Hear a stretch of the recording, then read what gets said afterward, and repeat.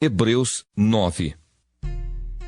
Ora, também o primeiro tinha ordenanças de culto divino e um santuário terrestre, porque um tabernáculo estava preparado, o primeiro em que havia o candeeiro e a mesa e os pães da proposição, ao que se chama o santuário. Mas depois do segundo véu estava o tabernáculo que se chama o Santo dos Santos, que tinha um incensário de ouro e a arca do concerto, coberta de ouro toda em redor, em que estava um vaso de ouro que continha o maná, e a vara de Arão, que tinha florescido, e as tábuas do concerto. E sobre a arca, os querubins da glória, que faziam sombra no propiciatório, das quais coisas não falaremos agora particularmente. Ora, estando essas coisas assim preparadas, a todo tempo entravam os sacerdotes no primeiro tabernáculo, cumprindo os serviços. Mas no segundo, só o sumo sacerdote, uma vez no ano, não sem sangue, que oferecia por si mesmo e pelas culpas do povo, dando nisso a entender o Espírito Santo que ainda o caminho do santuário não estava descoberto, enquanto se conservava em pé o primeiro tabernáculo, que é uma alegoria para o tempo presente, em que se oferecem dons e sacrifícios que, quanto à consciência, não podem aperfeiçoar aquele que faz o serviço, consistindo somente em manjares e bebidas, e várias abluções e justificações da carne, impostas até ao tempo da correção. Mas vindo Cristo, o sumo sacerdote dos bens futuros, por um maior e mais perfeito tabernáculo, não feito por mãos, isto é, não desta criação, nem por sangue de bodes e bezerros, mas por seu próprio sangue, entrou uma vez no santuário, havendo efetuado uma eterna redenção. Porque se o sangue dos touros e bodes e a cinza de uma novilha esparzida sobre os imundos os santificam quanto à purificação da carne, quanto mais o sangue de Cristo, que pelo Espírito Eterno se ofereceu a si mesmo imaculado a Deus, purificará a vossa consciência das obras mortas para servirdes ao Deus vivo. E por isso é mediador de um novo testamento, para que, intervindo a morte para a remissão das transgressões que havia debaixo do primeiro testamento, os chamados recebam a promessa da herança eterna. Porque onde há testamento, necessário é que intervenha a morte do testador. Porque um testamento tem força onde houve morte, ou terá ele algum valor enquanto o testador vive? Pelo que também o primeiro não foi consagrado sem sangue, porque, havendo Moisés anunciado a todo o povo todos os mandamentos segundo a lei, tomou o sangue dos bezerros e dos bodes, com água, lã purpúrea e isopo, e aspergiu tanto o mesmo livro como todo o povo, dizendo: Este é o sangue do testamento que Deus vos tem mandado. E semelhantemente aspergiu com sangue o tabernáculo e todos os vasos do ministério. E quase todas as coisas, segundo a lei, se purificam com sangue, e sem derramamento de sangue não há remissão. Quando o Senhor falou com Moisés no Egito, ele disse: Eu sou o Senhor. Diga a Faraó, rei do Egito, tudo o que vou dizer a você. Oh, Senhor, eu não tenho facilidade para falar. Como é que o rei vai me ouvir? Capítulo 7. Então o Senhor Deus disse a Moisés: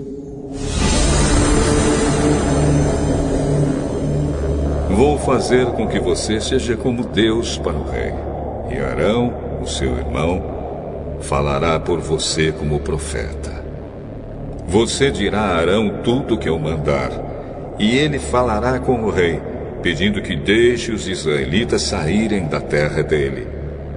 Mas eu vou fazer com que o rei fique teimoso, e farei muitos milagres e coisas espantosas no Egito. O rei não vai ouvir vocês. Porém, eu farei com que caia sobre ele um castigo terrível, e levarei para fora do Egito os meus exércitos, isto é, o povo de Israel. Quando eu levantar a mão contra os egípcios e tirar do meio deles os israelitas, os egípcios ficarão sabendo que eu sou o Senhor.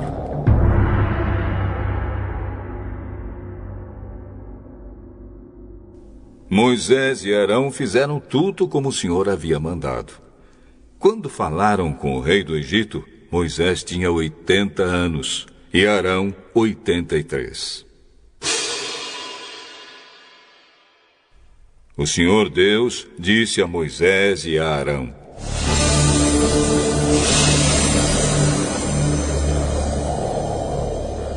se o rei do Egito mandar que vocês façam um milagre, você, Moisés, dirá a Arão que pegue o bastão e o jogue no chão na frente do rei. O bastão virará uma cobra. Aí Moisés e Arão foram se encontrar com o rei e fizeram como o Senhor havia mandado. Arão jogou o bastão diante do rei e dos seus funcionários. E o bastão virou uma cobra. Então o rei mandou vir os sábios e os mágicos. E com sua mágica eles fizeram a mesma coisa. Cada um deles jogou a sua vara de mágico no chão. E elas viraram cobras. Porém o bastão de Arão engoliu as varas de mágico deles. No entanto, como o Senhor tinha dito, o rei continuou teimando e não atendeu o pedido de Moisés e Arão. Então o Senhor Deus disse a Moisés: o rei está teimando e não quer deixar o povo sair do Egito. Vá procurá-lo amanhã cedo, quando ele for até o rio Nilo. Pegue o bastão que virou cobra e espere o rei na beira do rio. E diga-lhe o seguinte: o Senhor, o Deus dos Hebreus, me mandou dizer-lhe que deixasse o povo dele ir embora para adorá-lo no deserto. Porém, até agora, o Senhor não obedeceu à ordem de Deus. Portanto, Deus lhe diz que por causa daquilo que ele vai fazer agora, o Senhor vai saber que ele é Deus, o Senhor. Ó rei, agora eu vou bater na água do rio com este bastão que estou segurando, e a água vai virar sangue. Os peixes que estão no rio vão morrer, e o rio vai cheirar tão mal que os egípcios terão nojo de beber a água dele. O Senhor disse também a Moisés: diga a Arão que pegue o bastão e estenda a mão sobre os rios, os canais, os poços e os reservatórios, para que as suas águas virem sangue. Assim, haverá sangue até nas tigelas de madeira e nas jarras de pedra.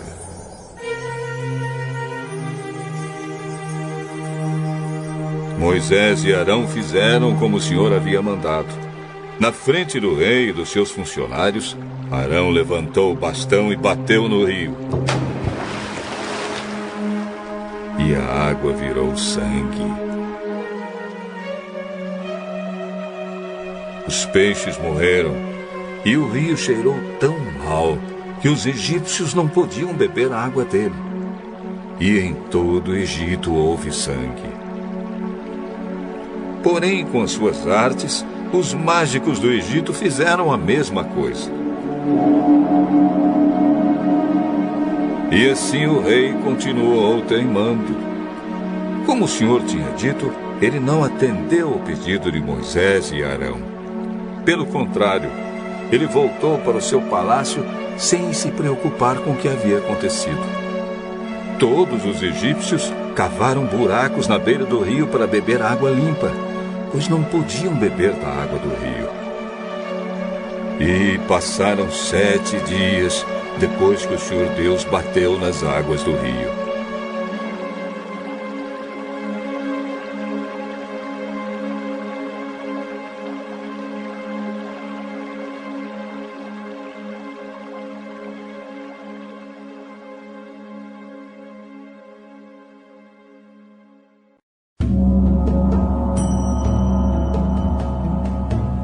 Capítulo 8.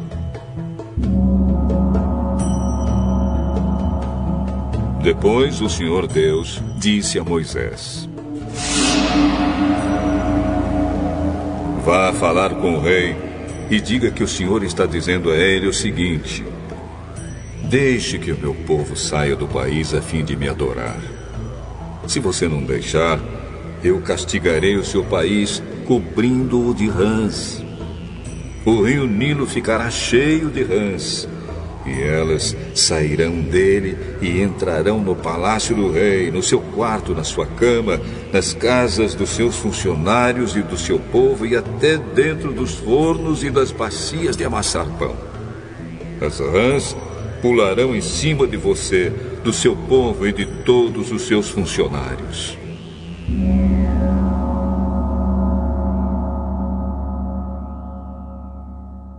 O Senhor Deus disse ainda a Moisés: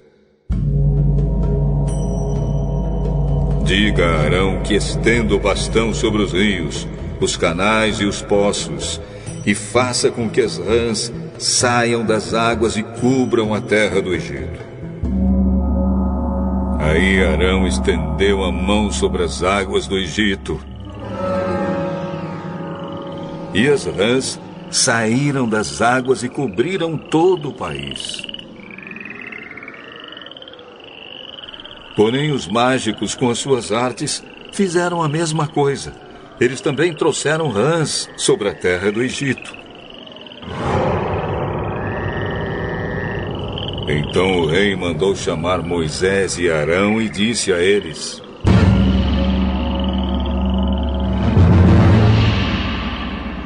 Peçam ao Senhor Deus que livre a mim e o meu povo dessas rãs, e eu deixarei que o seu povo vá e ofereça sacrifícios a ele. Terei muito prazer em levar o seu pedido. Diga quando é que o senhor quer que eu peça a Deus em seu favor, em favor dos seus funcionários e do seu povo, para que as rãs sumam do seu palácio e das casas e fiquem somente no rio. Orem por mim amanhã. Oh, rei, vou fazer como pediu. E assim o senhor ficará sabendo que não há outro Deus como o Senhor, nosso Deus. O senhor, os seus funcionários e o seu povo ficarão livres das rãs. Só no rio Nilo é que haverá rãs.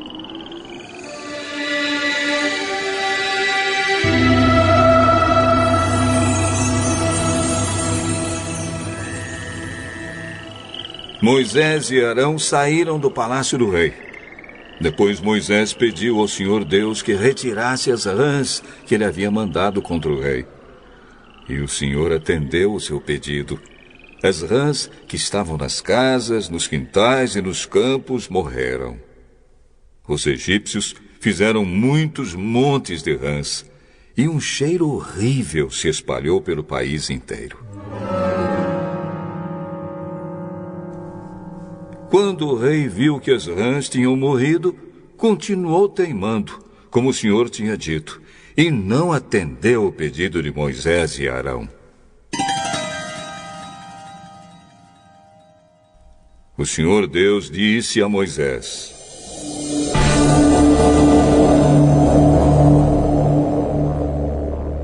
Mande Arão bater na terra com o bastão, para que em todo o Egito o pó vire piolhos. E Arão bateu na terra com o bastão. E todo o pó do Egito virou piolhos, que cobriram as pessoas e os animais. Os mágicos tentaram fazer aparecer piolhos, mas não conseguiram. E as pessoas e os animais continuaram cobertos de piolhos.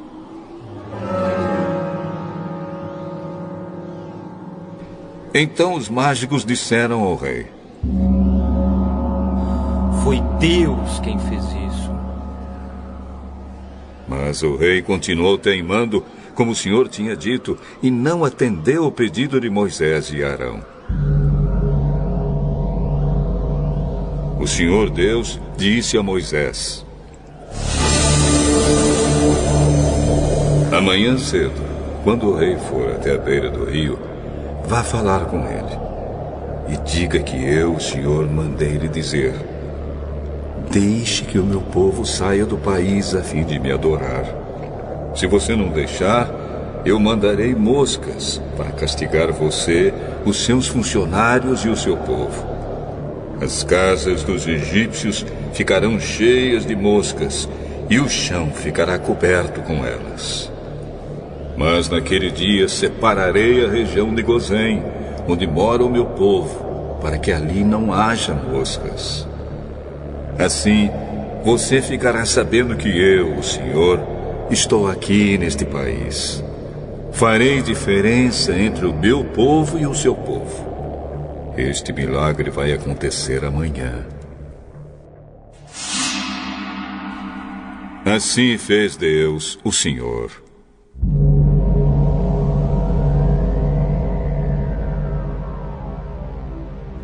E entraram grandes enxames de moscas no palácio do rei e nas casas dos seus funcionários. E por causa das moscas, houve muito prejuízo no Egito inteiro. Então o rei chamou Moisés e Arão e disse: vão oferecer sacrifícios ao seu Deus, porém façam isso aqui mesmo, no Egito. Isso não daria certo, pois os animais que oferecemos em sacrifício ao Senhor, nosso Deus, são sagrados para os egípcios. Se eles virem a gente matar os animais que eles adoram, com certeza nos matarão a pedradas.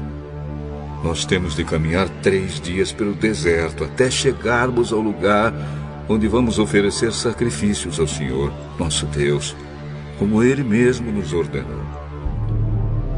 Se vocês não forem muito longe, eu os deixarei ir ao deserto oferecer sacrifícios ao Senhor, meu Deus. Orem também por mim. Logo que eu sair daqui, vou orar a Deus para que estes enxames de moscas deixem o Senhor, os seus funcionários e o seu povo. Mas o Senhor não deve nos enganar outra vez, proibindo que o povo vá oferecer sacrifícios a Deus, o Senhor. Então Moisés saiu do palácio e orou a Deus, o Senhor. O Senhor fez o que Moisés havia pedido. Ele fez com que as moscas deixassem o rei, os seus funcionários e o seu povo. Não ficou uma só mosca.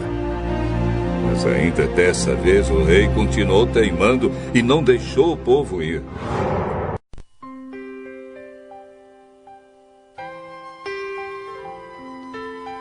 Provérbios de Salomão, capítulo 2. Filho meu, se aceitares as minhas palavras e esconderes contigo os meus mandamentos, para fazeres atento à sabedoria o teu ouvido e para inclinares o coração ao entendimento, e se clamares por inteligência e por entendimento alçares a voz, se buscares a sabedoria como a prata e como a tesouros escondidos a procurares, então entenderás o temor do Senhor e acharás o conhecimento de Deus. Porque o Senhor dá a sabedoria, e da sua boca vem a inteligência e o entendimento. Ele reserva a verdadeira sabedoria para os retos. É escudo para os que caminham na sinceridade. Guarda as veredas do juízo e conserva o caminho dos seus santos. Então entenderás justiça, juízo e equidade, todas as boas veredas. Porquanto a sabedoria entrará no teu coração e o conhecimento será agradável à tua alma. O bom siso te guardará e a inteligência te conservará, para te livrar do caminho do mal e do homem que diz coisas perversas, dos que deixam as veredas da retidão para andarem pelos caminhos das trevas, que se alegram de fazer o mal, folgam com as perversidades dos maus, seguem veredas tortuosas e se desviam nos seus caminhos. Para te livrar da mulher adúltera, da estrangeira que lisonjeia com palavras, a qual deixa o amigo da sua mocidade e se esquece da aliança do seu Deus. Porque a sua casa se inclina para a morte e as suas veredas para o reino das sombras da morte. Todos os que se dirigem a essa mulher não voltarão e não atinarão com as veredas da vida. Assim, andarás pelo caminho dos homens de bem e guardarás as veredas dos justos.